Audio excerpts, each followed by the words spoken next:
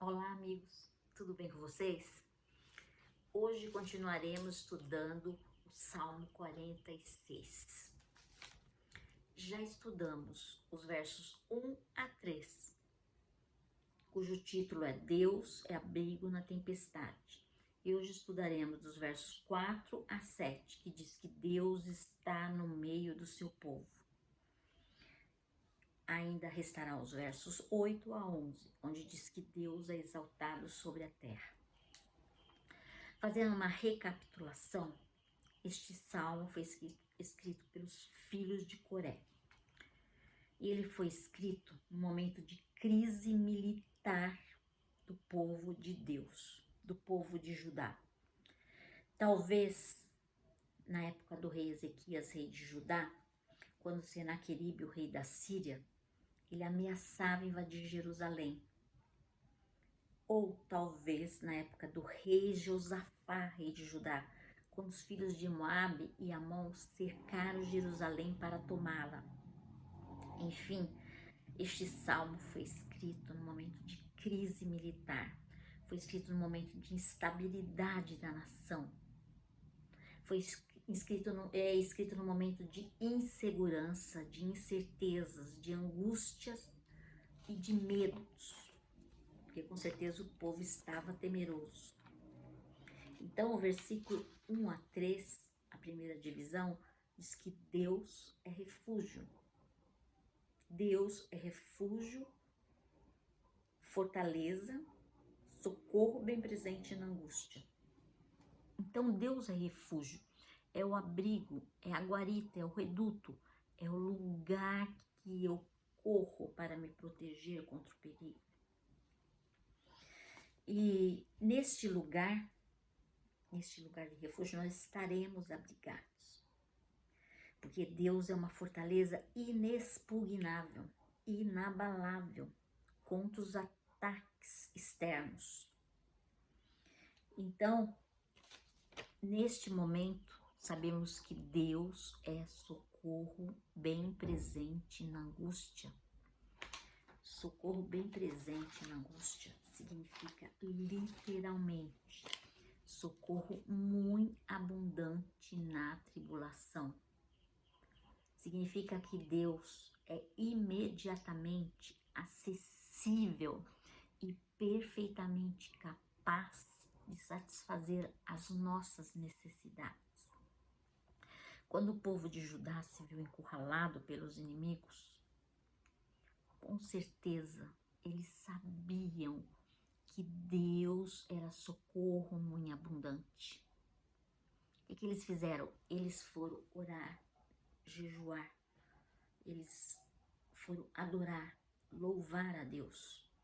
O rei Ezequias, ele levantou a carta que o rei Senaqueribe enviou para ele na casa do Senhor, levantou para o alto, diante de Deus. Então, eles sabiam que Deus era imediatamente acessível diante daqueles inimigos.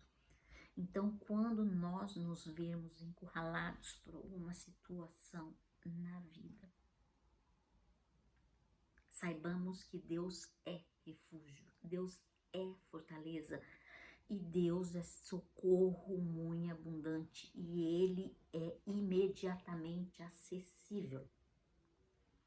É só nós buscarmos a Ele, como assim fez o povo. E Ele está imediatamente acessível através do seu Filho Jesus Cristo. Os versos 2 e 3, ele fala muito ainda. Pelo que Deus é refúgio, Deus é fortaleza, Deus é refúgio, Deus é o nosso refúgio e fortaleza, socorro bem presente na angústia, pelo que não temeremos, ainda que a terra se mude, ainda que os montes se transportem para o meio dos mares, ainda que as águas rujam e se perturbem, e ainda que os montes se abalem pela sua braveza. Há um rio. Então, ainda que a terra, os montes e as águas haja um caos na criação física de Deus, terra, montes e mares, terra mudando, a topografia da terra mudando, coisa impossível de acontecer, mas pode acontecer diante de um terremoto, diante de um vulcão, diante de um tsunami. As paisagens podem mudar, assim em nossa vida. As paisagens da nossa vida também mudam. Às vezes a paisagem fica nublada na nossa vida, mas ainda que o nosso mundo esteja desmoronando, pelo que não temeremos, Deus tem o controle da situação. Mesmo que haja um caos na criação física de Deus, na natureza, Deus tem o controle. E assim também é com as nossas vidas. Deus tem o controle da situação. E agora iniciando Deus no meio da cidade, o Deus no meio do seu povo, os versos 4 a 7, que é a segunda divisão, ele diz para não temermos diante de situações adversas, porque há um rio cujas correntes alegram a cidade de Deus, o santuário da morada do Altíssimo. Ele está falando aqui que há um rio cujas correntes alegram a cidade de Deus, e esta cidade é Jerusalém. Mas aí você fala, mas há um rio cujas correntes alegram Jerusalém, mas Jerusalém não há rios. Talvez aqui o salmista fez uma alusão ao aqueduto, ao túnel que fez o rei Ezequias para trazer água para dentro da cidade de Jerusalém, pois não havia águas dentro da cidade. Havia a fonte de Gion que ficavam fora dos muros da cidade de Jerusalém, e na qual, quando os inimigos, havia guerra, os inimigos, eles queriam fechar essas fontes. A fonte que havia fora, ele poderia fechar a fonte de Gion que estava fora do muro, e o povo de dentro da cidade ficar sem água. Portanto, o rei Ezequias pegou a água da fonte de Gion e transportou para dentro da cidade de Jerusalém através de um túnel, de um aqueduto. Então ele conduziu essa água para dentro da cidade e abasteceu o povo que estava cercado, que estava assediado, talvez na época de Senaqueribe, talvez foi nessa época. Porém, rio na Bíblia, no sentido espiritual, vai muito além de água física. Em Ezequiel, no capítulo 47, dos versículos 1 a 12, rio simboliza vida, rio simboliza transformação, rio simboliza renovação, rio simboliza frutificação, rio simboliza cura das nações. Essa água deste rio espiritual que Ezequiel fala, ele vem do santuário de Deus.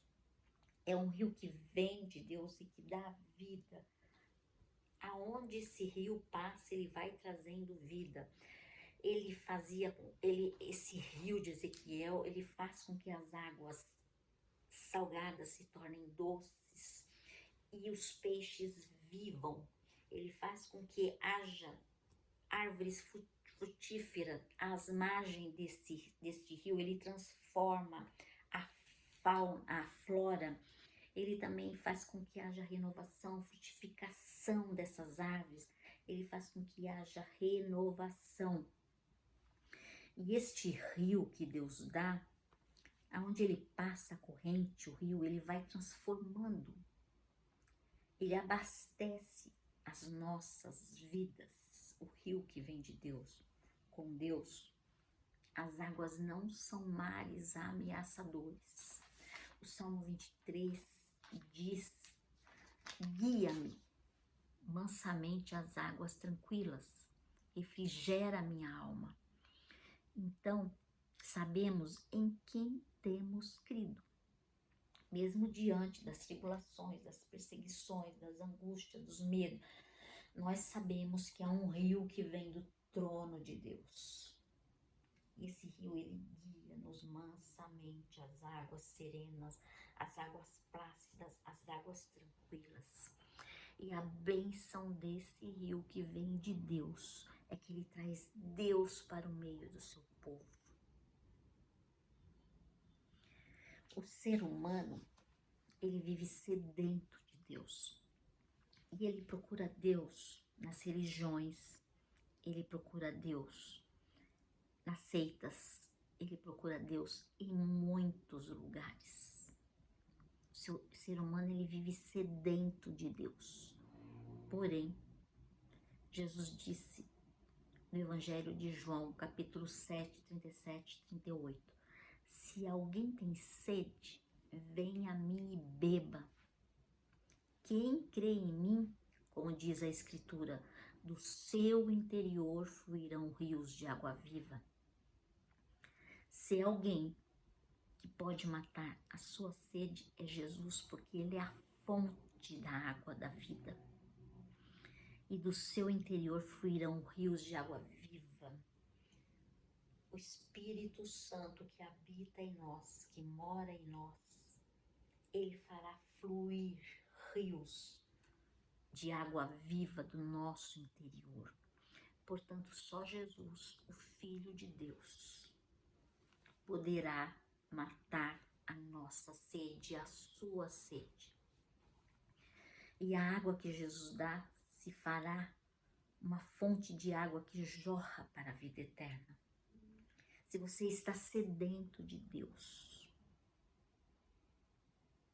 não procure Deus em religiões, não procure Deus nas seitas, não procure Deus em todos os lugares que você está procurando, mas procure Jesus, porque você encontrará Deus Pai através de Deus Filho. E esta fonte, ela traz vida para a sua vida, ela mata a sua sede, ela transforma a sua vida, ela renova, ela cura as feridas, ela alegrará seu coração e ela te traz esperança de vida eterna. O versículo 5 diz assim: Deus está no meio dela, no meio da cidade, não será abalada, Deus ajudará ao romper da manhã. Deus estava no meio do seu povo, assim como Jesus está no meio da sua igreja. Deus está no meio da cidade. Deus está no meio do seu povo. Não será abalada. Ele ajudará a romper da manhã. Isso significa que a vitória virá de antemanhã, de madrugada. Eu entendo aqui que o choro pode durar uma noite. Noite aqui eu entendo como um determinado tempo de sofrimento, um determinado tempo de guerra, um determinado tempo de tribulação, um determinado tempo de doença, mas que a alegria vem pela manhã. Deus, ele estipula um tempo, mas ele traz uma nova manhã em nossas vidas com vitória. E foi assim quando o povo olhou, Josafá olhou para os inimigos de madrugada, quando eles olharam do alto de madrugada, só via corpos mortos. Os inimigos uns se voltaram contra o outro e se mataram. A vitória veio pela manhã. Então, de antemanhã, Deus trará a vitória a um determinado tempo de sofrimento, a uma noite em nossas vidas. Mas essa noite não dura para sempre. Deus trará a vitória. O choro pode durar uma noite, mas a alegria vem pela manhã. Amanhã é o tempo da vitória. Antemanhã é o tempo da vitória. De madrugada é o tempo da vitória. É interessante que Deus, ele nunca nos perdeu de vista. O caçador celestial nunca nos perdeu de vista. Será que nós podemos voltar e lembrar o primeiro dia, nos lembrarmos do primeiro dia que fomos para a escola, que éramos pequenininhos, o primeiro aninho? O medo que nós passamos de deixarmos nossa mãe, éramos pequenininhos ainda, 6, 7 anos, Íamos enfrentar o mundo lá fora. Minha época era com 6 anos, hoje é bem menos. As mães até choram, mas Deus não nos perdeu de vista quando éramos crianças. Deus não nos perdeu de vista quando éramos adolescentes. Deus não nos perdeu de vista no primeiro dia de trabalho. Lembro-me quando eu fui trabalhar, meu primeiro emprego, eu fiquei com muito medo. Eu ficava pensando, quem será o meu chefe? Quem serão os meus amigos? Como será essa empresa? Aquilo me trouxe medo. Mas Deus não me perdeu de vista. Deus não te perdeu de vista no teu trabalho. Deus não nos perdeu de vista no dia do vestibular, quando fomos fazer vestibular. Deus estava com os olhos atentos sobre a nossa vida, desde o dia que nós nascemos até o último dia de nossas vidas, quando fecharmos os nossos olhos. O caçador celestial jamais nos perderá de vista. Ele está com seus olhos atentos sobre nós. O versículo 6 diz assim: as nações se embravecem, os reinos se movem, ele levanta a sua voz e a terra treme. Verso 6: mesmo quando a política internacional se complica cada vez mais, Deus levanta a sua voz e a terra treme. A voz do Senhor faz a terra tremer. Mesmo quando a instabilidade do mundo mal, Deus está no controle. Estamos vivendo dias difíceis no Brasil. Mesmo quando a política nacional ou internacional se complica cada vez mais, estamos vivendo dias difíceis. Mas Deus está acima do legislativo. Deus está acima do executivo. Deus está acima do judiciário. Ele levanta a sua voz e a terra se derrete. Ele levanta a sua voz e a terra se dissolve. Ele levanta a sua voz, porque Ele é o Deus Supremo.